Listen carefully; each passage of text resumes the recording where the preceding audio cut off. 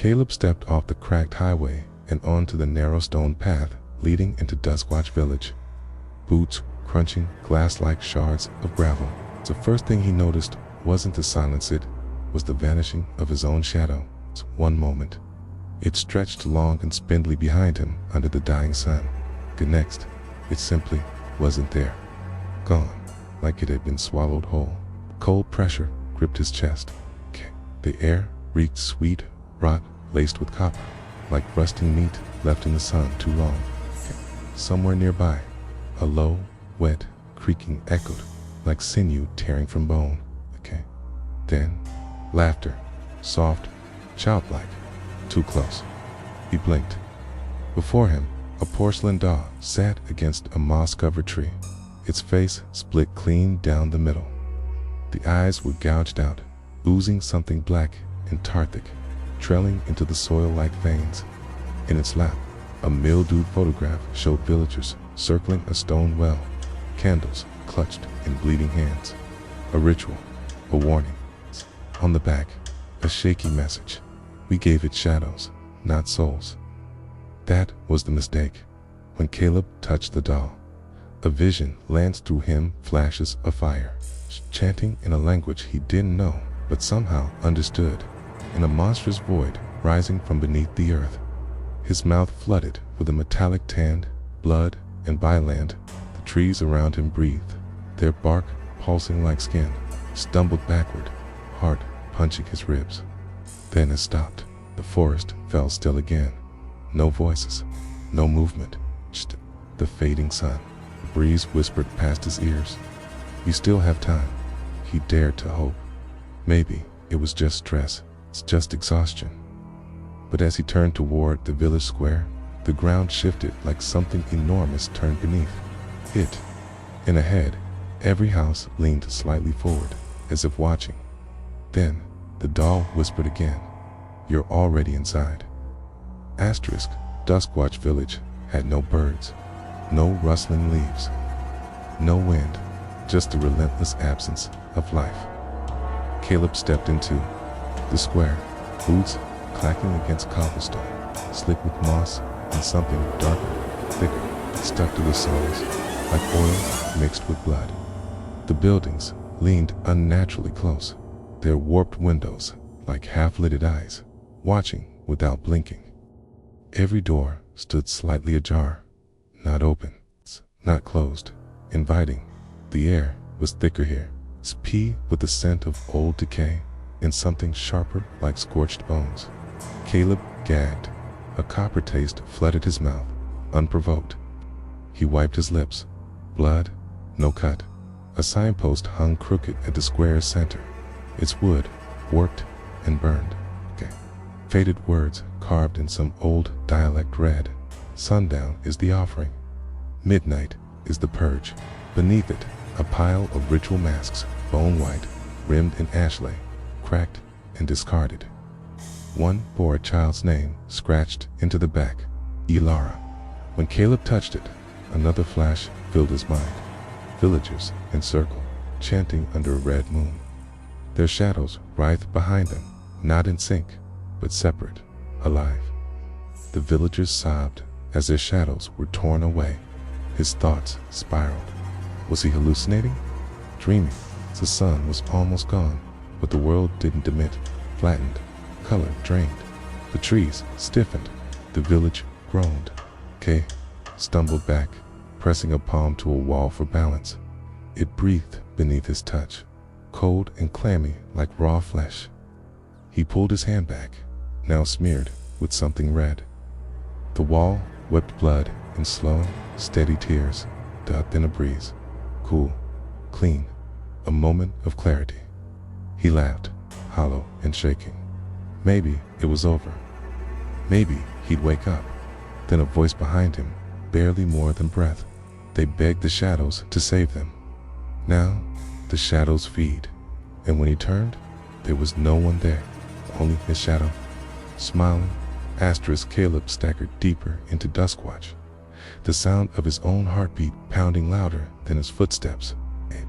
Everything felt wrong, too quiet, too still. Then he heard it. Scritch. scritch, like nails dragging across stone. It was faint at first. Behind him, he turned. Nothing, just that creeping silence and a faint, metallic scent of copper curling in the air, like a warning. Child's wind-up toy rolled across the cobbled road and stopped at his feet. It hadn't been there before. Its paint was chipped, its eyes gouged out. The key in its back twisted once, twice, then stopped. A soft voice, like wind slipping through a throat, whispered, "You're too early, or too late." Caleb backed away, bile rising up his throat.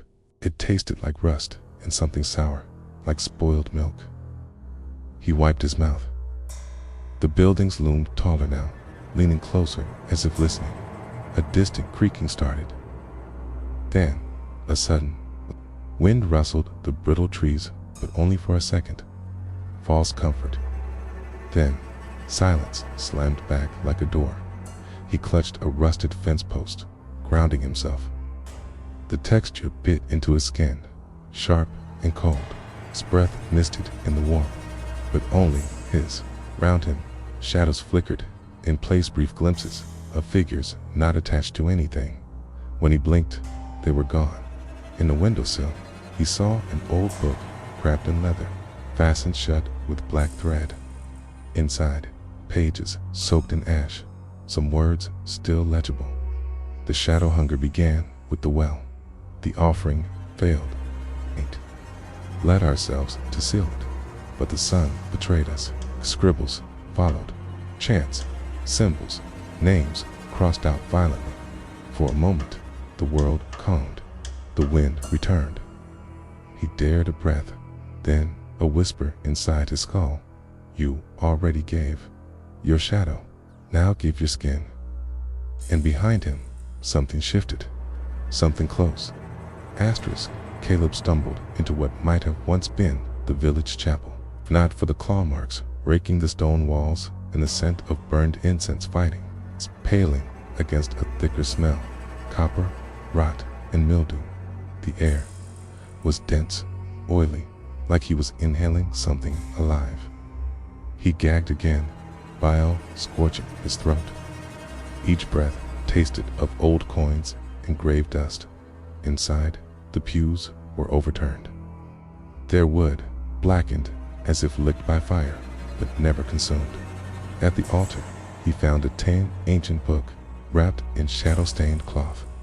Beside it, a priest's robe lay crumpled, torn through the middle like something had ripped out the man from inside. The pages spoke of rituals, sacrifices, and a name repeated over and over in trembling ink. Embroiled, a thing summoned, then imprisoned beneath the well when the village tried to steal time from death. They gave it shadow in exchange for eternal daylight, but it was never satisfied. It wanted more. It fed on what lingered after the light left. As Caleb read, his thoughts fractured. His words wriggled on the page like worms. He blinked. Now they were symbols, or were they eyes? The floor shivered beneath him. The walls bled.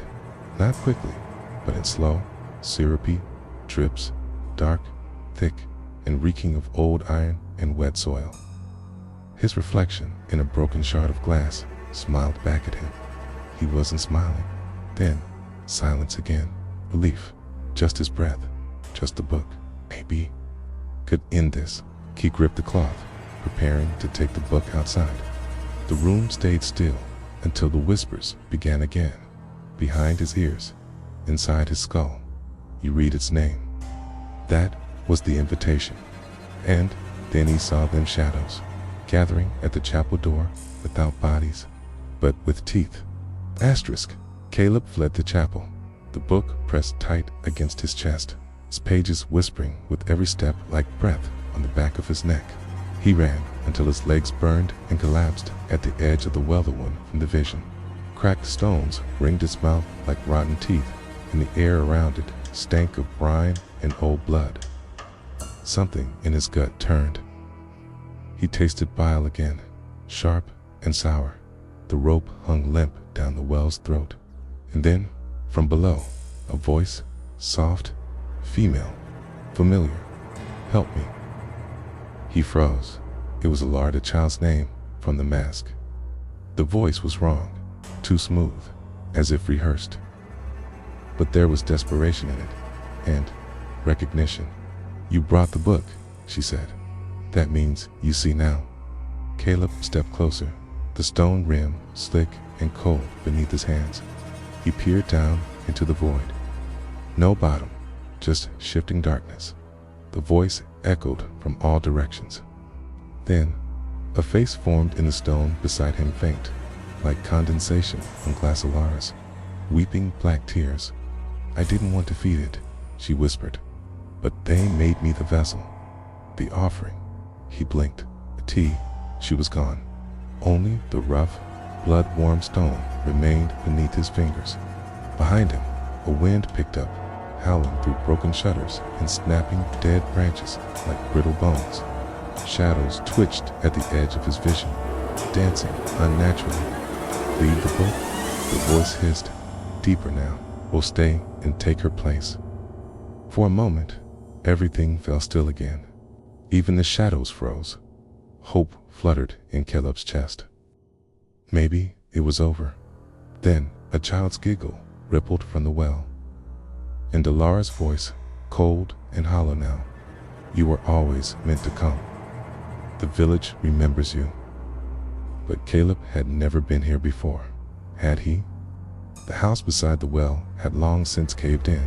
Its roof collapsed like a broken jaw, windows webbed with soot and rot. Caleb stepped inside, where the air pressed in, thick and heavy, smelling of burnt hair, sour milk, and something older like meat left too long in the sun. Beneath his boots, the floorboards groaned in protest, damp and soft, almost sponge-like. He slipped once, catching himself on a wall, slick with something that wasn't quite water. It clung to his skin, sticky, warm dot in the back room he found. Its end, old cot, rusted metal, twisted like a screen. Neath it, a child's bones curled fetal around a cracked porcelain doll. The skull was fractured, split wide, and the jaw unhinged, as if caught mid-scream. Caleb knelt, hands trembling as he reached for the doll. Its eyes rolled back in its head. Not mechanically, organically, he dropped it with a strangled gasp. Beside the cot sat a rotting chest. Inside were drawings, crudely scrawled. A girl in a circle of candles, villagers kneeling, their eyes hollowed out, and something towering behind them, long arms, stitched face, no feet. It floated. Beneath the drawings lay a diary. The final entry read, "They gave me to Brawith. Said it would save the harvest, but it just eats and remembers." It watches from inside the walls now. Mama screams without sound. Caleb backed away, chest heaving. Then silence, stillness. He laughed, short, broken. Maybe this was just a nightmare. Maybe he'd wake up. Then the cot moved, just a twitch. Then again, something beneath the bones. He reached, slowly, pulled the mattress, and found another mask, this one newer, but it had his own face carved into it. Fresh blood, still wet around. The edges dot the floor, whispered, "Welcome back." Asterisk. Caleb stumbled from the house, mask clutched in shaking hands, bile rising in his throat. The taste of iron and something worse, bitter, like burnt teeth, lingered on his tongue. Every breath dragged, the copper stench of blood deeper into his lungs. The trees around him pulsed faintly, their barks slick with the sheen of dark sap that trickled like open wounds. He blinked, but they kept bleeding. He dropped the mask, but it didn't hit the ground. It vanished before it landed, absorbed into the soil like water into Ashdod. Then came the voices, a dozen, 100, all whispering in unison. He wore it once before. Caleb pressed his palms to his ears, but the voices were inside now, threading through his thoughts like worms. He, Renini, direction feats slapping against the cold earth, shadows stretching too long under the dying light. He tripped over a stone, tumbled down a slope, and landed in a clearing surrounded by broken totems, bones lashed together, cloth soaked in old blood. There, a vision seized him, a ritual, centuries ago. The villagers circled a girl in white, her mask carved to look like the harvest goddess. They chanted in a dialect Caleb didn't know but somehow understood. It wasn't prayer, it was binding, sacrifice to keep the entity named Umbrawith from leaving the forest. Not to kill it, nothing could but to feed it, contain it, but the blood ran dry. The lineage broke, Aquila, and now the hunger had returned. Caleb woke back in the clearing. His hands were stained with something thick. The taste of bile clung to his throat. A sliver of hope broke through the clouds. Sunlight, safety den. The light stopped as if snuffed by an unseen hand, and in the silence, the totems turned to face him. Asterisk, the sky split open. It wasn't lightning, no flash, no thunder, just a crack deep and echoing like the world's spine snapping in half. Caleb stood frozen in the clearing as the totems convulsed, wooden joints twisting with impossible joints and flesh-like groans. The smell of scorched copper and festering decay flooded his nose, his mouth filled with the bitter taste of bile and something wrong. Meat left too long in a hot room. His stomach turned, but he couldn't move. The earth pulsed beneath his feet, heartbeat slow, then racing. From the trees, black veins stretched outward, crawling across the ground like roots or limbs. Where they touched, the grass curled and died, leaving ash. The air thickened wet and heavy till it felt like Caleb was breathing through cloth soaked in blood. Then came the silence. No wind, no birds, just a slow creak of something large moving behind the trees. A figure began to emerge, 7 feet tall, maybe more. No legs, just a torso that hovered, stitched together from old cloth, wet bark, and faces. Dozens of them, some silent, some screaming. One of them was Caleb's. He screamed and ran, but the forest looped, trees repeated, paths twisted. Every direction lead back to the same clearing. He collapsed, sobbing, scraping at the earth until his fingernails cracked and bled. For a brief moment, the wind stirred. The sun peeked through the black clouds. He looked up, trembling, thinking it was over. But then the clearing shifted. The totems knelt, and the entity opened, its chest like a door. Inside was a mirror and its reflection. Caleb wasn't running anymore. He was smiling, wearing the mask, holding a knife. And behind him, more shadows began to stir. Asterisk, Caleb awoke, or thought he did. The sky was still black, but now frozen, no stars, no moon, only a dome of matte nothingness above him. His limbs felt like stone. His mouth was filled with the metallic tints of blood and the foul slime of bile. K coughing onto his shirt, but it came out black, thick like tar. Around him, the clearing had shifted again. The totems had fallen, not from decay but reverence, as if bowing beneath his fingers. The earth was no longer soil, but bone smooth, cold, and clicking, faintly beneath them, like teeth grinding in slow circles. From behind, he heard whispers, not words, just breath, constant, damp. Inside his ears, Caleb stumbled to his feet, the wind slicing his skin like razors. His eyes stung from the coppery fog curling around him, thick and pulsing like it lived. Then, a moment of silence. The fog lifted. The ground stopped moving. Crow cried far off, the scent of rot. Maybe he had survived. He laughed a hollow, cracking sound. Maybe it was over. Maybe it had only wanted the mask, the offering, the sacrifice. Maybe the trees parted behind him. From the woods emerged a second Caleb naked, covered in carved symbols, blood weeping from his eyes. Its mouth opened wide, too wide. Inside were not teeth, but rusted nails, and it ran. Caleb turned, but his feet wouldn't move. His mind screamed, but his body didn't listen. Every muscle locked. Key watched as the doppelganger grew closer, limbs twitching unnaturally, muttering rituals in a dead tongue. Too late. Caleb remembered the old woman's warning carved into the temple wall.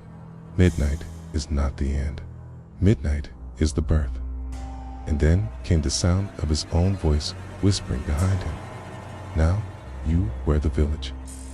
Asterisk, weeks later, a lone traveler Mira, a folklorist chasing the legends of lost villages, arrived at Duskmere. She had heard whispers in forgotten forums and scanned a weathered journal once owned by a priest who claimed to seal away the shadowed god. But when she stepped into the boundaries of the village, the world seemed ... wrong. Her compass spun. The air was metallic. Every breath tasted of pennies and bile. In the sky, though, it was noon began to dim. The village stood still. No birds, no crickets. Even her own boots sounded muffled against the dry, cracking ground. Doors were nailed shut with bones. Walls wept a sticky black sap that smelled like rotting iron. In the temple's ruins, she found a mask split in two, soaked in something too dark to be blood. A second journal lay beneath it, pages glued together by decay. She pried them apart. The entries were recent, dated only days ago, written in two hands. The neat, desperate scrawl of someone named Caleb, and another more erratic, angry, like someone digging into the page with bone instead of ink. The last line chilled her spine. The sun still shines, but not for me. I am the village now. I wear its face. Behind her, wind creaked through shattered beams. No, not wind. Breathing. A slow, deliberate inhale. She turned. Nothing. Then, the shadows began to stretch not long, but upward, like they were reaching for the sky. Amira backed away. She lit a match. The flame flickered blue, then black, then vanished. The village had no shadows. None at all. Her recorder clicked on by itself. A voice whispered, "One must stay for the night to end." The sun began to set, ours too early.